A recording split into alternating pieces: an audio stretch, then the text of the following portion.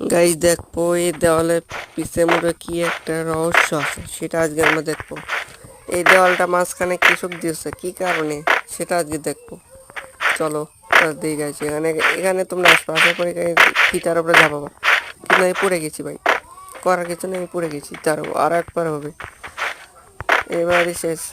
আমি ইউটিউবে দেখছিলাম তো এর উপর থেকে যায়, সেটা থেকে আমি তোমাদের এই ভিডিওটা বানাই। তারপরে এখানে আমি উঠবো। এই ভাই ইউটিউব চ্যানেল তো দাঁড়াও দাঁড়াও, এই পেটে গেছে। এই তো নামে নামে আসি তো, ওইটি যাবাতে হবে এই পিঠের সাথে, পিঠের উপরে পাওয়া বলে উঠে দেবো। এই তো আমি উঠে গেছি, অবশেষে উঠে গেছি। এখন আমি এর মধ্যে নামবো। ও রে ভাই, এখানে কি দেওয়া দেখো, দুইটা টেঙ্গিল আনতিনি ভাই। এটা আবার কি, এর মধ্যে কি নামা যাবে? এখন আমরা এখানে গোলা মারে তোমরা উঠে যেতে পারবো, জোনের চেয়ে তো আমরা উঠে যাই, এখান থেকে আমরা উঠে যেতে পারবো। ওটির উপরে আসতে পারবো, এখানে আসতে পারবো, এনিমিক বোকা বানাতে পারবো, এর উপরে ঝাঁপ মেরে তোমরা যেতে পারবা। এর তল দিয়ে এর উপরে আসতে পারবা, এনিমিক বোকা বানাতে পারবা। এনিমি গেলে উঠতেছে, দেখছো ভাই?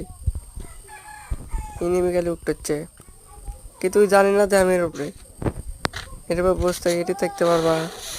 আর এবার ওই টের পাচ্ছে আমারে, এবার টের পাচ্ছে। আর একটা নেটের সমস্যা তো, তাই জন্যে ইয়ে করছে না। তাও আমার পরে আমি এই টিকচার দেখানোর জন্য আর আমি গোল মারি দিই, জোন পুষে আরে জোনের ভেতরে আরে মারবো ভাই। হ্যাঁ ভাই, এই তো মারা গেছে।